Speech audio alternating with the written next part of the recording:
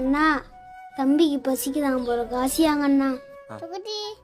பர்ஷாத் கையில் ஒரு ரூபா காசு இல்லடா, 50 ரூபா காசு கொடுறா, பாவண்டா அந்த பிள்ளைகள மோத்த பாடுறா. டே இவனில் கொடுக்க நமக்கு டைம் இல்லை, வா போவோம். ஏன்டா அப்படி பண்ற நீ? நான் அப்படிதான், வாடா டே. தேங்க்யூவா. எடு, எவ்வளவு வேணும்னு சாப்பிடு.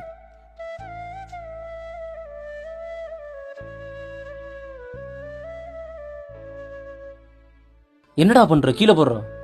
இல்ல பரவாயில்ல விட்டுறா. போடுறா கீழே, உண்டும் பேசாம ஆக்கெல்லாம் பார்க்கலாம். கீழே போடு. இல்ல பரவாயில்ல விட்டுறா. கீழே போடு.